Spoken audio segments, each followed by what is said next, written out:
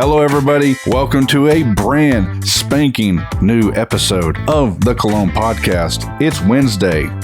Yeah, definitely. and we're just two best friends. Hump deep. Stop. Ouch. We're just two best friends giving our uneducated opinion on the world of fragrance. Hump deep. Oh, Lord. I'm Myke. And I'm Ryan, and I'm hoping to God that's not going to be a trend for the rest of the episode. Hump deep. Today, Ryan, we're looking at Creed's Millesime Imperial. That's right. We're getting over the hump of the week. Yeah. By humping on some Creed. Let me tell you what Possum Pie from Fragrantica has to say about Millesime Imperial. He said it was a disappointment. First, let me say that I despise watermelon or artificial watermelon scent, and the combination of iris and citrus in Millesime Imperial smells just like watermelon. Man. For all the love this gets, it's very generic smelling. The longevity is fair, the projection is horrible, and sillage is non-existent after the first 30 minutes. Save your money and buy Sean John Unforgivable. Not an exact copy, but an inexpensive alternative. Man, he just threw down the gauntlet. And I will have to say, if this smells like a watermelon, I would not like it. And I'll tell you why. Because watermelon is like the most basic smelling and tasting fruit of all time. But it is an aphrodisiac. People love it. And I don't know why people love it. It's like, it's not terrible to me, but at the same time, it's like, eh. They say if you drink a full cup of watermelon juice, it'll give you a hard-on. It's like Viagra. Man, I was expecting you to say something pretty bad. I was going a totally other route. And with that in mind, let's get into our one-night stand review of Eros Flame. Good Lord. Yeah. One night stand review. Okay, Ryan, what'd you think after chugging down that watermelon juice and spending the night with Eros Flame? Well, the pleats are popping, folks.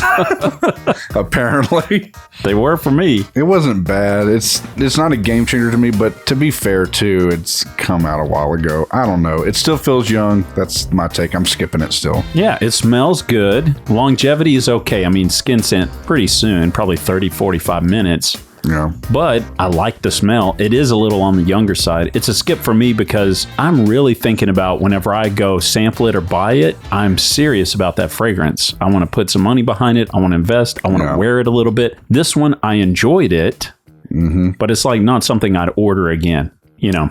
Yeah, I'm with you on that one. Okay. Let's just keep that one short and sweet. Let's do it. Now let's get into our scent of the day, Ryan. Creed's Millesime Imperial. All right, let's hit these watermelon notes. I think I did it last time, so it's your turn. Okay. Go. I thought I was going to love this. I don't. This just goes to show you when you smell something in an outside environment that you're not used to, it can play tricks on your nose. Yeah, when you're in your studio.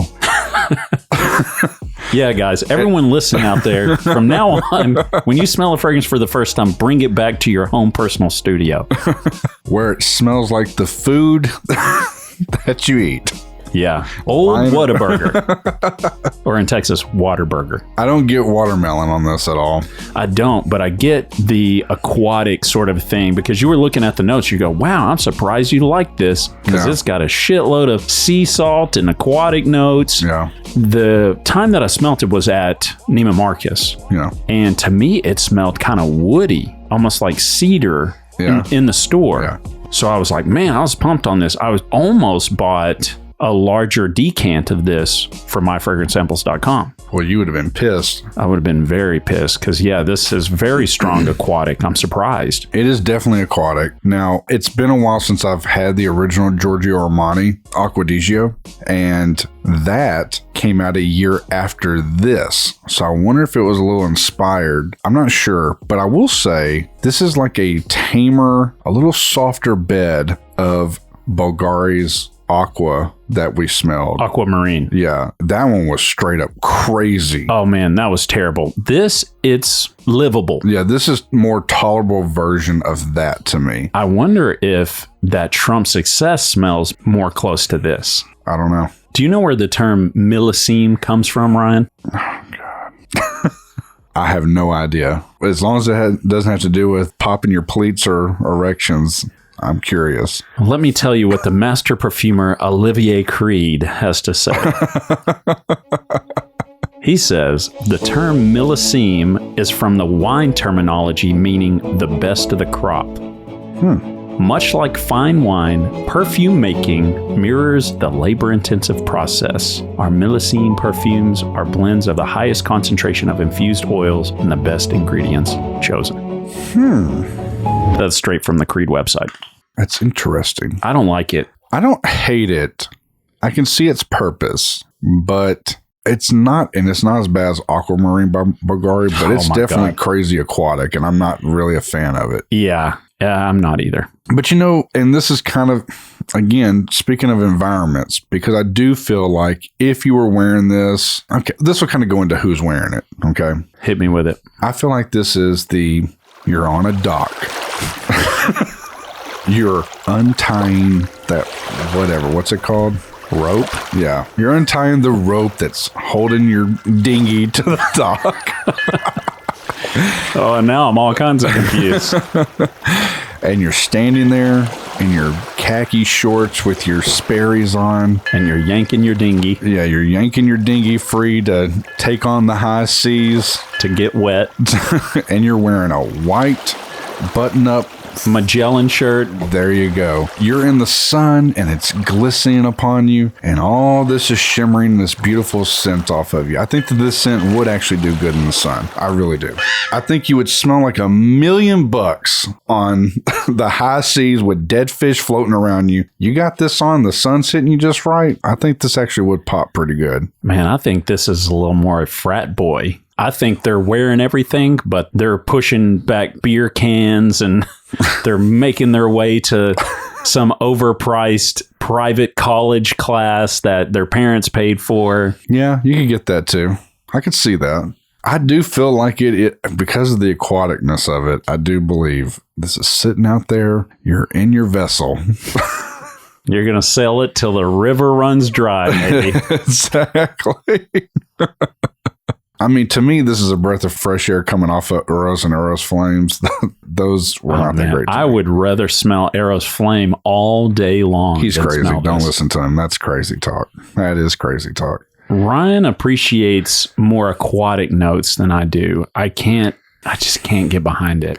I mean, I can see where this is a little nauseating because it is way aquatic. It's not a terrible version of aquatic. It's not. I think it's a really good version of one. Whenever I smell aquatic notes, typically they smell kind of fishy, especially on my skin. But I'm smelling this one, and it's the nicer side of aquatic notes. Still not a huge fan of it. Just can't get behind them. But it definitely is a better smelling aquatic note, for sure, than Aquamarine by Bulgari. Yeah. But even more so than what I was getting off of Acquadigio Pro Fumo. Yeah. It's right in the middle of those two. Man, okay. I could almost get a watermelon rind. I don't get the sweet fruit of the watermelon. I don't either. Yeah. Who said that? What was their name? I'm calling them out. Who are they? Oh, that was Possum Pie. He's a goddamn liar. This is not a watermelon. A name like Possum Pie, I gotta be able to trust that. Man, it's a good scent to me. Okay. Skip it. Sample it. Buy it. What are you gonna do, Ryan?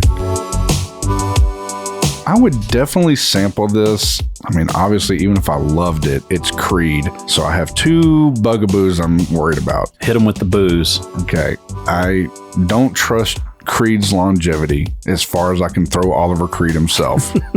Yeah. And for the price point, that's the second bugaboo. This thing better last all day for me to be rocking that price point. Here's where you have to be careful too, because this is not a knock against this YouTuber, because I actually like watching his content. He's actually pretty funny.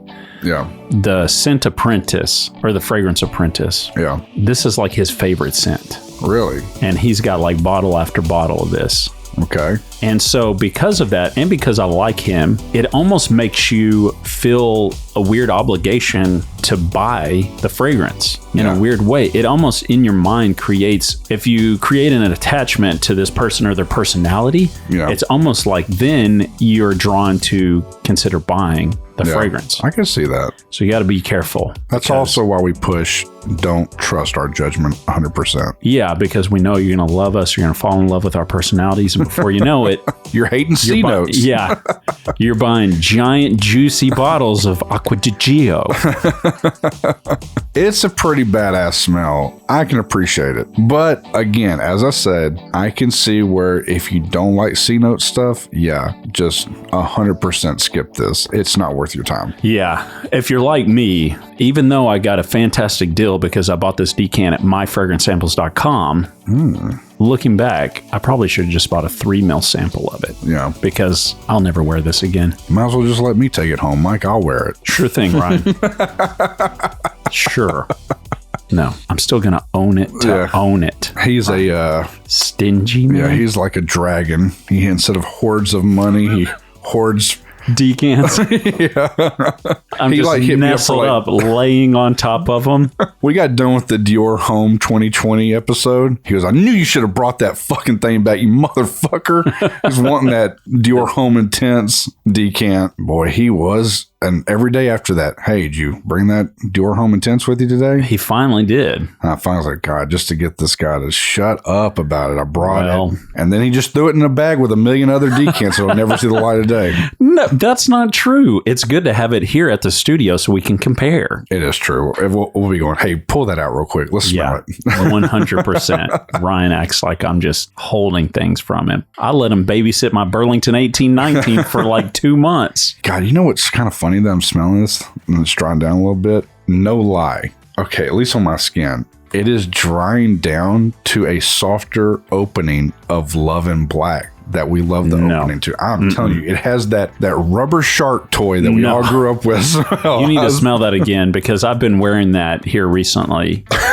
And it is nothing like that. But on the card, I do like the smell of this. It just smells a little more floral, a little clean, a little less aquatic. I will say, though, projection on this, and it could be just because our brains adapting to it, it has like fallen off the fucking cliff. Yeah, no, it's not very good. All right. For all of our listeners out there, if you want to give us your uneducated opinion and let us know how much you love or despise this fragrance, make sure to hit us up at thecolognepodcast@gmail.com. We love to hear from you, and every week we're picking an email from an emailer to win $20 in the form of a digital $20 gift card from myfragrancesamples.com. That's right. So get those emails in and be listening Saturday to see if you won something. That's right. And what we're going to start doing on these announcement episodes to make it more enjoyable, because we know the vast majority of you guys are not emailing yet. So you might be thinking, oh, if I didn't email, then there's no chance I'm going to win $20 for free to myfragrancesamples.com. I won't even listen. I don't want to be heartbroken. Yeah. But now we're going to give you something worth listening for. Even if you didn't email in, we're going to tackle a secret, mysterious fragrance on these announcement episodes. That's right. We're diving into the random sample bag. Ooh. Be sure to join us on Friday. Our friend Forbes is coming in. He's going to rate our haircuts. Oh, God. And we're going to be checking out Ooh for Greatness with him. Yeah, I can't wait. Wear a hat, Ryan. All right. And until next time, spray it up, y'all.